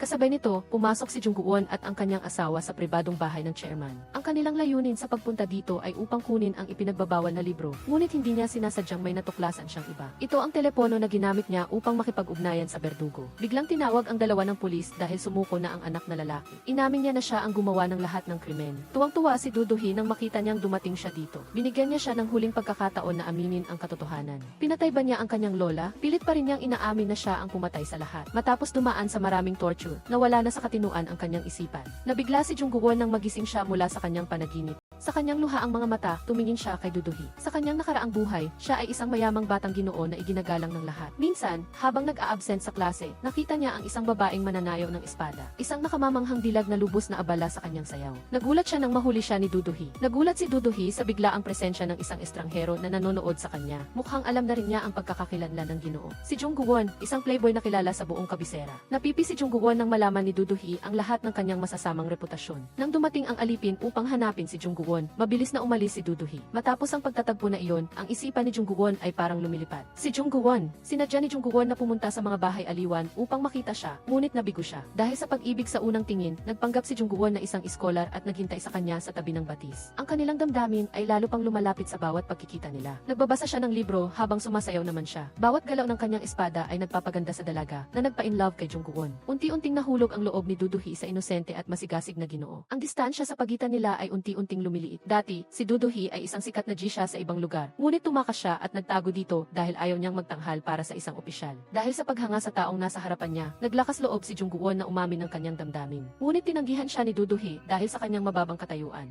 Kung ipagpapatuloy pa niya ang relasyon na ito, lalo lang silang mahuhulog sa bangin. Bago siya umalis, ipinahayag ni Jung Won na gagawin niya ang lahat upang makuha ang puso niya. Kinabukasan, mabilis na pumunta si Jung Won sa pinto ng bahay ng Jisha. Masaya siyang ipinaalam sa kanya na natagpuan na niya ang kahulugan ng buhay. Ang pagiging pantay-pantay at kabanalan ay ang gabay ng relihiyon. Lahat ng tao ay may pantay-pantay na karapatan. Ito ang naging gabay nila upang magkasama nilang malampasan ang mga paghihirap. Ang bawat pag-ibig ay may katapusan. Kailangang umalis ni Jung Won sa kanya ng ilang buwan para sa isang pagsusulit. Hindi niya inaasahan na ang mga traidor na opisyal ay mapangahas na patayin ang mga Kristiyano ng ganoon kadami. Naharap sa presyo ng digmaan, ang mga opisyal ay napilitang isakripisyo ang isang tanyag na tao, at iyon ay si Duduhi. Bumalik si Jung Won bilang isang top scholar, ngunit hindi niya alam na nahuli na si Duduhi. Huli na nang malaman niya niya ang katotohanan. Galit na pinatay ni Jungwon ang lahat ng naglakas loob na saktan si Duduhi. Pagkatapos, nagpunta siya sa underworld upang muling makasama siya. Sa susunod na buhay, muling pinaglapit ng tadhana ang dalawa. Ang lungkot sa kanyang asawa ay nag-usisa kay Duduhi. Hindi niya alam na ang babae sa panaginip ni Jungwon ay siya pala. Wala rin siyang ideya sa malungkot na kapalaran na dapat nilang harapin. Galit na pinuntahan ni Jungwon si God upang tanungin kung bakit siya ginawa nitong demonyo. Malinaw na sinadya niyang patayin ang sarili niya para hindi masangkot. Narating niya ang langit. Bakit siya pinarusahan ng ganito? Umiti lamang si God at sinabing nagsimula ng magbago ang tadhana. Ang malungkot na wakas ay maulit muli. Pagkatapos niyang bumalik, nagulat si Duduhi sa balitang namatay na ang suspect. Nabigla siya nang makita ang peking mukha ng kanyang kapatid. Bilang isang ama, paano niya nagawang ipasa ang lahat ng responsibilidad sa kanyang anak? Bukod pa rito, mas interesado siya sa mga stock ng kumpanya kaysa sa kaligayahan ng pamilya. Hindi na kayang tiisin ni Duduhi ang peking kapaligiran dito. Ang misteryosong telepono noong nakaraang araw ay tiyak na sa kanya. Siya ang nasa likod ng lahat. Ang kanyang asawa lamang ang nakakaalam ng katotohanan. Bago siya mamatay, nagbabala ang anak na lalaki.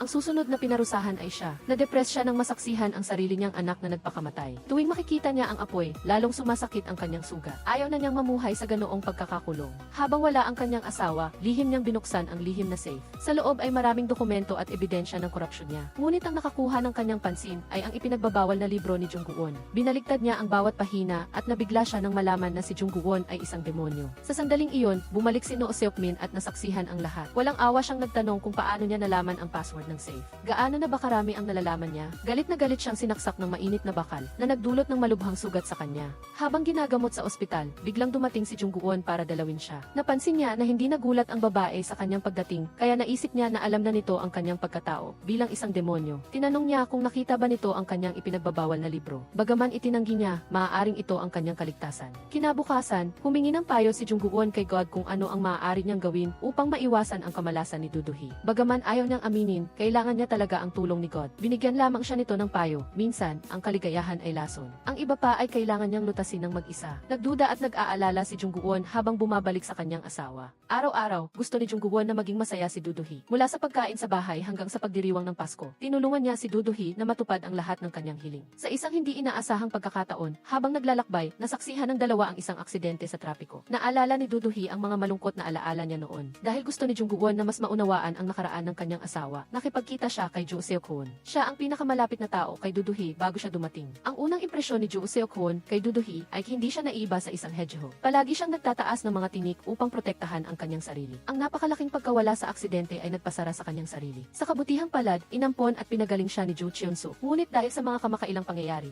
mas lalong lumaki ang sugat sa puso ni Duduhi. Pinagmuni-munihan ni Jungwon ang larawan ng pamilya niya at iniisip ang mga sinabi ni Jo Seok-hoon sa kanya. Si Duduhi ay may ugali na kapag nalulungkot siya, sinisikap niyang maging abala sa trabaho. Sa ganitong paraan lamang nababawasan ang kanyang pangulila sa pamilya. Nang makita niya ang kanyang asawa na nagpapakahirap, nagpa siya si Jungwon na dalhin siya upang makita ang kanyang pamilya sa kanyang panaginip. Ang makita ang kanyang mga magulang at si Ginang Ju Cheon-suk na naghihintay sa kanya ay nagpadama kay Duduhi ng init. Ang mga taong pinakamamahal niya ay nagdiwang ng Pasko ng magkasama. Isang masayang panaginip na ayaw ng magising ni Duduhi. Kinabukasan, paggising niya, nakita niya si Jungwon na abala sa pagdekorasyon ng Christmas tree. Ang awkward na itsura niya ay nagpasaya sa kanya. Nagpa siya silang dalawa na magkasama at masayang ipagdiwang ang holiday. Biglang tumawag si No Seokmin upang anyayahan siya sa hapunan kasama ang pamilya. Bagaman ayaw pumunta ni Duduhi, ginamit ni No Seokmin ang pangalan ni Ju Cheon-suk upang imbitahan siya. Nagpa siya ang dalawa na harapin ang demonyong ito. Kahit na ito ay isang hapunan ng pamilya, ang kanyang layunin ay ang mga stock ng kanyang mga kapatid. Para sa kanya, mas mahalaga ang pera at katanyagan kaysa sa dugo. Hindi na makayanan ni Duduhi ang nakakainis na kapaligiran. Direkta niyang tinanggihan ang alok niya. Sa kabila ng kanyang mga banta na makikipag-away siya, hindi siya nag-aalala. Ang gusto ni Duduhi na malaman, nagpikit mata ba siya para patayin ng kanyang anak ang lola niya? Natapos ang pagdiriwang bago pa man ito nagsimula. Kinabukasan, iniutos ni No Seokmin na buwagin ang unyon. Kasabay nito, ginamit niya ang kanyang kapangyarihan upang alisin si Jo Seok-hoon sa kanyang posisyon bilang direktor. Ito ang kanyang paghihiganti dahil sa pagtanggi ni Duduhi. Matapang niyang hinamon si Jo Seok-hoon na maglaban sila upang makita kung sino ang mas malakas. Galit na tinawagan ni Jo Seok-hoon si Duduhi upang babalaan siya na nagpakita na ng tunay na kulay si No Seokmin. Hindi mapigilan ni Duduhi ang kanyang galit ng subukan ng demonyong ito na sirain ang lahat ng binuo ni Ginang Ju Cheon-suk. Mag-isa siyang sumugod sa opisina ni No Seokmin. Sa harap-harapan, sinabi niya ang lahat ng katotohanan. Sigurado na siya ngayon na si No Seokmin ang salarin sa likod ng lahat. Sa puntong ito, hindi na niya kailangang magtago pa. Nagpa siya si No Seokmin na ilabas ang lahat at ibunyag ang katotohanan. Si Ginang Ju Cheon-suk ang tunay na demonyo. Siya ang nasa likod ng aksidente na kumitil sa buhay ng mga magulang ni Duduhi. Nanginginig si Duduhi at hindi makapaniwala sa kanyang narinig. Paano siya matataksil ng taong mahal niya? Nagpatuloy si Noo Seokmin sa kanyang pag-atake. Sinasabing si Duduhi ang kanyang tiket sa langit. Walang magawa si Duduhi at mahina ang kanyang paglaban. Galit na galit si Noo Seokmin at sinakal siya na gustong patayin siya. Sa huling sandali, dumating si Jungguwon at sa isang pitik ng kanyang daliri, madali niyang itinapon si Noo Seokmin. Ibinuhos ni Jungguwon ang kanyang galit at sinakal si Noo Seokmin sa kabutihang palad.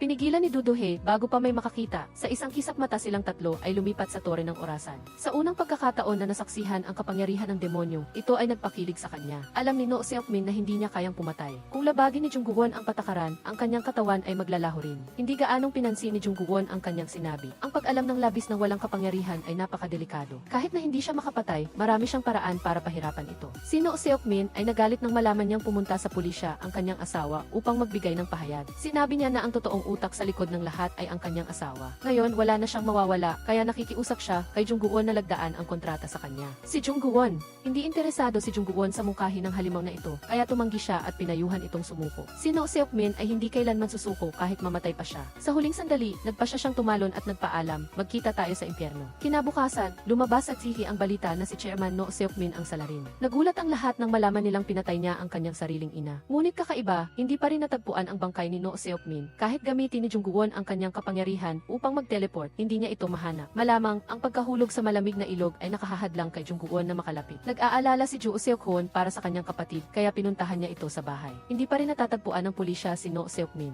Ngunit malapit na itong maisampa. Ang problema ngayon ay ang mga salitang sinabi ng lalaki bago siya namatay ay bumabagabag kay Duduhi. Hindi pa rin siya makapaniwala na si Ginang Joo Cheon-sok ang pumatay sa kanyang mga magulang. Alam din niya na ito ay walang katuturan, ngunit patuloy itong bumabagabag sa kanya. Sinabi ng lalaki na nagkaroon ng matinding away ang kanyang mga magulang kay Ginang Joo Cheon-sok bago sila nawala. Pinayapa siya ni Joo Seok-hoon na maaaring ito ay isang kasinungalingan lamang upang linlangin siya. Bago siya umalis, pinayuhan niya si Jungguwon na alagaan ang kanyang kapatid. Si Ginang Joo Cheon-sok ang humugot sa kanya mula sa impyerno. Kung totoo ang sinabi ni Noo Seokmin, hindi niya alam kung ano ang mangyayari sa kanya. Kinabukasan, ayon sa kanilang usapan, dumating si Ginang Joo Cheon-sok upang ibalik ang libro. Nagtataka si Jungguwon kung totoo ang sinabi ni Noo Seokmin. Sumagot si Ginang Joo Cheon-sok. Kung sinabi iyon ng kanyang asawa, totoo iyon. Sa kapangyarihan ni Ginang Joo Cheon-sok, madaling maghiganti. Bumalik si Jungguwon sa kanyang silid na may mabigat na kalooban. Tinanong niya si Park Bok-gyu kung ano ang mararamdaman niya kung ipinagtaksil siya ng kanyang mga mahal sa buhay, kahit nawala na sila sa mundong ito. Maging si Park Bok-gyu ay hindi makapaniwala sa kwento na pinatay ni Ginang Joo Cheon-sok ang mga magulang ni Duduhi. Ngunit kung ito ay totoo, marahil ay mawawala ng tiwala sa buhay si Duduhi. Naisip niya na ang hindi kumpletong kaligayahan ay mas mahusay pa rin kaysa sa malupit na katotohanan. Kahit na ayaw niyang paniwalaan ang sinabi ni Noo Seokmin, nagpa siya pa rin si Duduhi na mag-imbestiga. Tanging sa ganitong paraan lamang siya makakawala sa impyerno sa lupa. Pinakalma ni Jungguwon. Pinakalma niya si Duduhi sa pamamagitan ng pag-ulit ng huling mensahe ni Ginang Joo Cheon-sok. Ano man ang katotohanan, mahal na mahal pa rin siya ni Ginang Joo Cheon-sok. Upang linawin ang lahat ng pagdududa sa puso ni Duduhi, dinala siya ni Jungguwon sa simbahan kung saan palaging nagdadasal si Ginang Joo Cheon-sok. Dito niya nakilala ang pamilyar na pari ni Ginang Joo Cheon-sok. Matagal na mula nang magkita ang dalawa. Sa isang sulyap, napansin ng pari ang kakaibang nasa loob ni Jungguwon. Umiti siya ng may kahulugan, alam ang pagkakakilanlan ni Jungguwon bilang isang taong galing sa malayo. Kaya, iminungkahi niya kay Jungguwon na bigyan sila ng dalawa ng pribadong espasyo. Kahit hindi mapakali, sinunod pa rin ni Jungguwon ang kanyang asawa. Sa wakas, oras na para ibunyag ng pari ang lahat kay Duduhi tungkol kay Ginang Joo Cheon-sok. Nagsisi si Ginang Joo Cheon-sok na hindi niya naamin ang lahat kay Duduhi. Noong gabing iyon, maraming taon na ang nakalipas, pinuntahan ng mga magulang ni Duduhi ang kanyang opisina upang pagsabihan siya tungkol sa desisyon ng kumpanya. Sa init ng galit, hinabol niya ang dalawa gamit ang sasakyan. Ang paghabol na ito ang isa sa mga dahilan kung bakit nasangkot ang dalawa sa aksidente sa trapiko. Natakot si Ginang Joo Cheon-sok nang makita niya ang nasira na sasakyan. Sa huling sandali ng buhay, lumapit siya upang suriin ang dalawang kasamahan at nakita ang figura ng isang lalaki. Ang mas nakakagulat, ito ay si Jungguwon na dumating upang bawiin ang kontrata. Ngayon ang araw ng pagtatapos ng kontrata na nilagdaan ng ama ni Duduhi, 15 taon na ang nakakaraan. Dumating lamang si Jungguwon upang gawin ang kanyang trabaho. Takot na takot si Ginang Joo Cheon-sok nang una niyang masaksihan ang isang tunay na demonyo. Ang pagsabog din mismo ang nagdulot sa kanya ng matinding pinsala. Simula nang mangyari ang aksidente, araw-araw ay sinisisi niya ang sarili sa kanyang kasalanan. Kung hindi niya hinabol ang dalawa, malamang ay buhay pa sila. Lubhang nagulat si Duduhi matapos malaman ang katotohanan. Kahit na sinikap niyang magpanggap na maayos siya, nakita ni Jungguwon ang kanyang tunay na damdamin. Pagkatapos niyang ihatid si Duduhi sa bahay, bumalik si Jungguwon upang hanapin ang pari. Gusto niyang malaman kung ano ang dahilan ng labis na pagkalungkot ni Duduhi. Sa unang pagkakataon na nakita ang kanyang kapangyarihan, hindi gaanong nagulat ang pari. Ang kanyang pag-iral ay patunay ng Diyos. Sa katunayan, hinihintay din niya si Jungguwon. Nagmakaawa ang pari kay Jungguwon na iwanan si Duduhi. Ibinunyag niya na si Ginang Joo Cheon-sok ang nakakita kay Jungguon noon nang gabing hinila niya ang ama ni Duduhi sa impyerno. Kinabukasan, binisita ni Duduhi ang libingan ni Ginang Ju Cheon-suk. Gusto niyang malaman kung anong kontrata ang nilagdaan ng kanyang ama. Paano kung si Jungguon ang nagligtas sa kanyang ama? Ayaw na niyang tumakas pa, kaya agad siyang pumunta sa opisina ni Jungguon. Nagtatakang binuksan niya ang lihim na pinto kung saan nakatago ang maraming orasan. Habang nag-iisip, biglang may tinig ng babae na nakagulat sa kanya. Mabilis na nagtago si Duduhi sa isang sulok upang magmasid. Lumabas na ang babae pala ang lumagda sa kontrata kay Jungguon. Sa pagkakataong ito, dumating siya upang ibalik ang lahat ng pera, yaman at kasikatan kay Jungguon. Umaasa na mabubura ni Jungguon ang lumang kontrata. Ngunit tumawa lang si Jungguon at sinabi, "Ano sa tingin mo ang demonyo?" Sa kanyang kapangyarihan, dahan-dahang pinatumba ni Jungguon ang babae. Lubhang nagulat si Duduhi nang masaksihan ang buong pangyayari. Ito ang pang-araw-araw na gawain ng isang demonyo. Mas nakakagulat pa, unti-unting nawala ang orasan sa kanyang likuran. Ngayon lang niya napagtanto na ang lahat ng orasan sa silid ay sumisimbolo sa buhay ng tao. Kung gayon, nandoon din pala ang kanyang ama. Nagmadaling tumakbo si Duduhi palabas ng opisina, hinabol ni Jungguon. Nang makita niya ang kanyang takot na mukha, naintindihan niya ang lahat. Kinagabihan, pagkatapos kumalma ni Duduhi, inanyayahan siya ni Jungguon na maglakad-lakad. Bagaman sinikap ni Duduhi na magpanggap na normal siya. Ngunit alam ni Jungguon na masyadong malaki ang sugat na ito, kaya nagpasya siyang makipaghiwalay kay Duduhi upang makawala ito sa impyernong ito. Masakit na tinawag ni Duduhi ang kanyang pangalan, ngunit walang sumasagot. Nag-iisa siyang naliligaw sa dilim ng walang makitang labasan. Natapos na kaya ang mga masasayang sandali nila? Pagkatapos ng paghihiwalay, kahit malungkot, sinikap pa rin ni Duduhi na kalimutan siya. Ibinuhos niya ang lahat ng kanyang pagtuon sa trabaho upang mabawasan ang kanyang pangungulila. Tuwing umaga pagkagising niya, ang una niyang ginawa ay hanapin si Jungguon, ngunit habang mas umaasa siya, mas nadidismaya siya. Kailangan pa ring magpatuloy ang buhay. Pinag-uusapan ng lahat sa kumpanya ang pagkawala ng security guard na si Jungguon. Kahit hindi siya nagtatrabaho, mahal siya ng lahat. Bago mawala ng ilang panahon, ipinagkatiwala ni Jungguon ang pondo kay Park Bok-gyu. Nais niyang ipatago ito kay Park Bok-gyu hanggang sa matagpuan ni Duduhi ang tunay na kaligayahan. Kasama nito ang kwintas, isang alaala mula sa nakaraang buhay na lagi niyang suot. Lahat ng naugnay kay Duduhi ay itinago niya sa safety deposit box. Napansin ni Jo Seok-hoon na hindi maganda ang pakiramdam ng kanyang kapatid, kaya pinuntahan niya ito sa opisina para mananghalian kasama niya. Binati niya ang kumpanya sa matagumpay na paglagda ng kooperasyon sa isang dayuhang bansa. Hindi pa nagtatagal ang kanilang pagdiriwang nang bigla niyang banggitin ang pag-alis ni Jungguon na ikinalungkot ni Duduhi. Natapos na ang layunin ng kanilang kontrata sa kasal. Kaya, normal lang na hindi na sila magkasama. Nakita ni Jo Seok-hoon ang kasinungalingan ng kanyang kapatid, ngunit nagkunwari na lang siya na hindi niya alam. Matapos mapatalsik si No Seok-min, muling itinatag ng dalawa ang unyon ng kumpanya. Ito rin ang lugar kung saan inilaan ng kanyang ama ang kanyang puso at kaluluwa noong nabubuhay pa siya. Ngunit hindi nito nabawasan ang malupit na katotohanan na may kinalaman si Ginang Ju Cheon-suk sa aksidente. Ibinunyag ni Jo Seok-hoon kay Duduhi na sinabi ni Ginang Ju Cheon-suk na mas mahal niya si Duduhi, mas nasasaktan siya. Bagaman hindi niya naintindihan noon ang sinabi ni Ginang Ju Cheon-suk, malinaw na ngayon. Naantig si Duduhi nang malaman niya kung gaano siya kamahal ni Ginang Ju Cheon-suk sa loob ng maraming taon. Hindi mapagdududahan ang kabutihan ng puso ni Ginang Ju Cheon-suk. Tahimik lang na lumipas ang buhay ni Duduhi araw-araw. Mula pagkabata, sanay na siyang mag-isa at ganoon pa rin ngayon. Bumabalik lang siya sa dati niyang buhay. Sa gitna ng malamig na tag-ulan, dahan-dahang sumulpot si Jungguon. Pinagmamasdan si Duduhi na mahimbing na natutulog. Kahit mahal niya, hindi siya maaaring manatili sa tabi ni Duduhi. Maaari lang si Jungguon na tahimik na magmasid, pinoprotektahan siya mula sa dilim. Tila naramdaman din ni Duduhi ang kanyang init. Dali-dali siyang bumangon sa kama upang hanapin siya, ngunit hindi niya ito mahanap. Muli, nalungkot siyang harapin ang kalungkutan. Tanging ang trabaho lamang ang nakakapagpagaan ng kanyang kalungkutan. Unti-unti, nasanay na siya sa ritmo ng buhay sa opisina. Nakikipag-inuman at kumakain kasama ang mga kasamahan. Habang mas umuunlad ang kanyang karera, mas lalo siyang nalulungkot. Naapektuhan si Jungguon nang makita ang hirap ng kanyang asawa. Ang panghulila kay Jungguon ang nagdala sa kanya muli sa opisina. Nagtatakang binasa ni Duduhi ang ipinagbabawal na libro ni Jungguon. Bigla, may nahulog na litrato mula rito. Ito ang unang halik na ibinahagi nilang dalawa. Hindi inaasahan ni Duduhi na itinago pa rin ni Jungguon ito mula sa kanya. Nagbalik tanaw ang mga alaala sa kanyang isipan.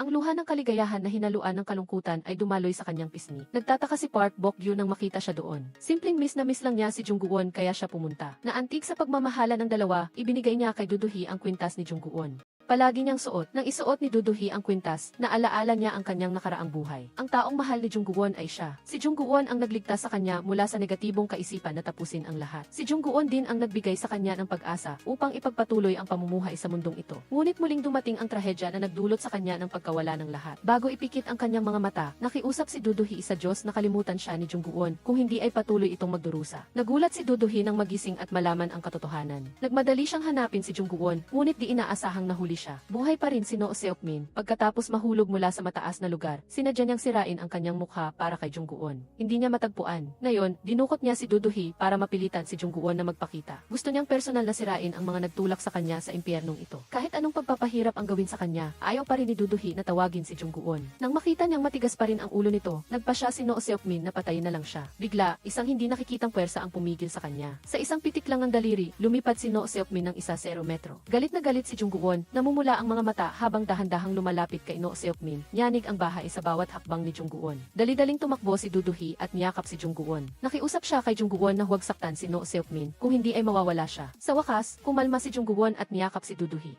Hindi pa man sila nagkakaisa, biglang kinuha niya ang baril at binaril si Jungkoon. Nakita ito ni Do-do-hee, kaya ginawa niyang panangga ang kanyang sarili sa bala. Galit na galit si Jungkoon at pinatumba ang halimaw na iyon. Sa kanyang sukdulang kapangyarihan, tinanggap ni Jungkoon na ipagpalit ang kanyang buhay upang iligtas si Do-do-hee at binigyan siya ng huling halik. Nang magising si Do-do-hee, unti-unti nang naglalaho si Jungkoon. Umagulgol si Do-do-hee habang yakap ang huling hininga ni Jungkoon. Maging ang Diyos ay hindi makapaniwala na pinili niyang isakripisyo ang kanyang sarili para sa iba. Agad na inaresto si No Seok-min ng pulisya at dinala sa istasyon. Inamin niya ang lahat at naghihintay ng huling hatol. Lubusang nasiraan ng loob si Do-do-hee simula nang mawala si Jungkoon. Araw-araw ay impyerno para kay Do-do-hee. Ikinulong niya ang sarili sa silid kung saan sila nanirahan ni Jungkoon. Palaging sinisisi ni Do-do-hee ang kanyang sarili sa pagkamatay ni Jungkoon dahil sa kanya. Kung hindi niya nakilala si Jungkoon, marahil ay mas maganda ang lahat ngayon. Ang lahat ay nagluluksa sa kanyang pagpanaw. Si Jungkoon ang nagligtas sa kanya mula sa kailaliman, ngunit siya rin ang nagpasakit sa kanyang puso. Ang musika ng Pasko ay nagpalakas ng tibok ng puso ni Do-do-hee. Mag-isa siyang bumangon mula sa kanyang higaan at naglakad-lakad sa lansangan. Ang pangako nilang magkasamang ipagdiwang ang Pasko ay hindi na matutupad. Hindi na niya maabot ang lahat. Hindi na kayang ipagpatuloy ni Do-do-hee ang ganitong pamumuhay. Kinabukasan, pumunta siya sa lugar kung saan sila unang nagkita, isang magandang dalampasigan upang magdiwang ng Pasko ng magkasama. Nakatayo sa harap ng mga alon, hiniling niya na sana ay bumalik si Jungkoon. Nais ni Do-do-hee na pirmahan niya ang kontrata sa kanya. Hindi siya mabubuhay nang wala siya. Ang kanyang damdamin ay nakaantig sa puso ng Diyos. Sa kanyang kapangyarihan, tinupad niya ang kanyang hiling. Ang mga patak ng tubig ay nagsimulang mamuo sa hangin, tulad ng unang pagkakataon na sila ay nagkita. Nagulat si Do-do-hee nang makita ang pamilyar na figura na lumabas sa sikat ng unang araw ng tag-araw. Isang pamilyar na mukha na inakala niyang hindi na niya makikita. Sa kabila ng lahat ng unos, sa wakas ay bumalik si Jungkoon sa kanyang tabi.